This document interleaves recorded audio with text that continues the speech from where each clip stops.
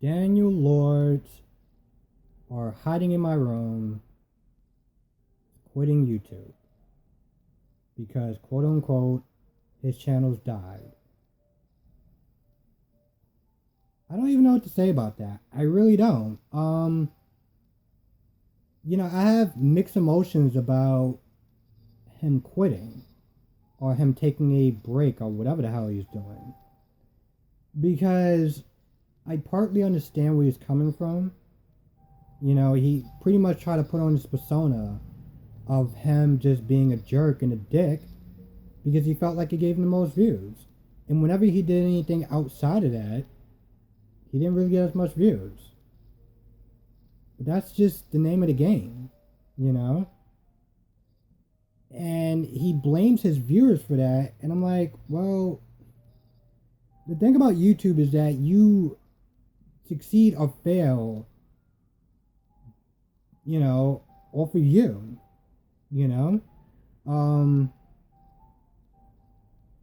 I don't understand how he's been on YouTube for like 7-something years or whatever. And didn't really know how to balance, like, between the stuff that he wants to do and the stuff that his audience wants to watch. I honestly think that he should have probably just, because he started doing that to get money, and he was just too fucking lazy to get a regular fucking job. I'm not saying it's the easiest thing in the world to do, but when you gotta come on YouTube in order to make money, you decide that you want to pretty much sell your soul and have these terrible relationships with your family and your girlfriends and your wife or whatever, your ex-wife. You gotta sit there and think, is that shit really worth it?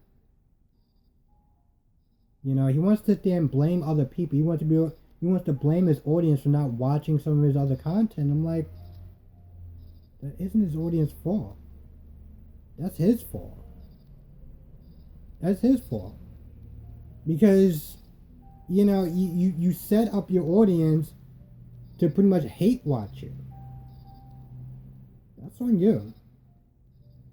And, when it comes towards, making content and stuff like that, that's also on you.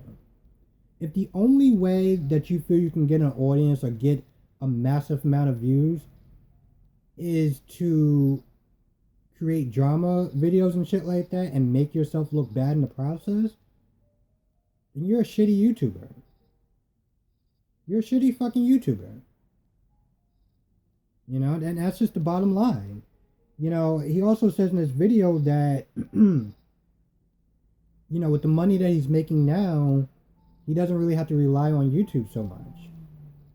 Okay. Well, if that's the case, then stop making drama videos. Start to make the videos that you want to make.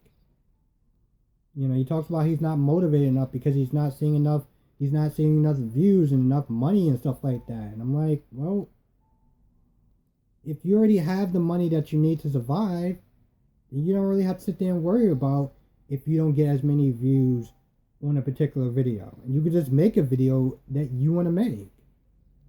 This whole fucking man-child shit is pretty much why his channel is dying. And honestly, to tell you the truth, the views that he gets on a daily basis is fucking amazing.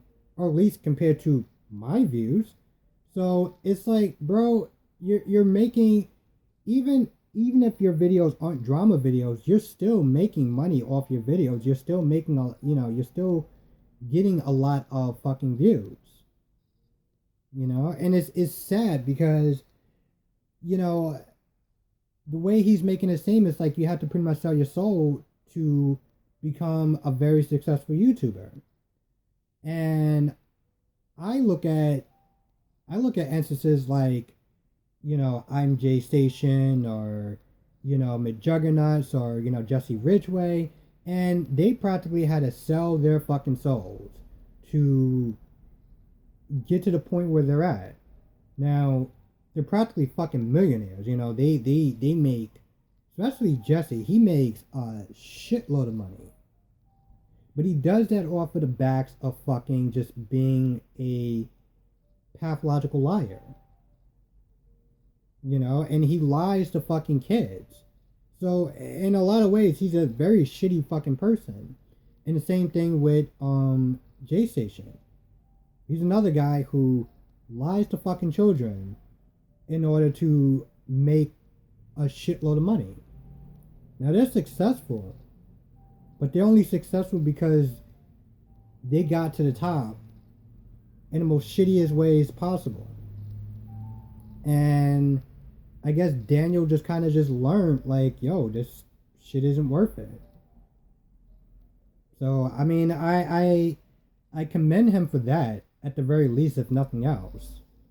Um, I do hope that he's able to repair the relationships that he has with his family, um, some of the content creators that he's encountered, like the Hong Kong guy, and even his ex-wife. I hope that you know him not being on YouTube, he can finally be happy, because to be honest, a lot of the videos that he was making lately, the dude, you can tell he wasn't happy. You can tell in his voice.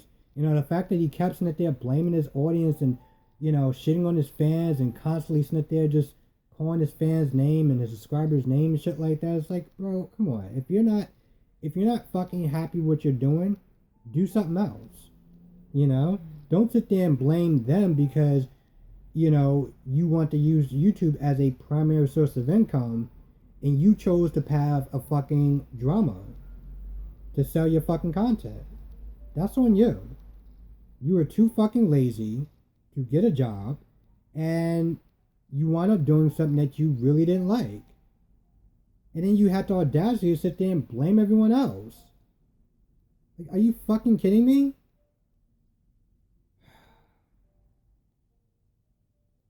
I don't know. I don't know about that kid. I wish him fucking luck. Um, for a guy who's in his fucking 30s, sitting there talking about he doesn't really know what he wants to do with his life, I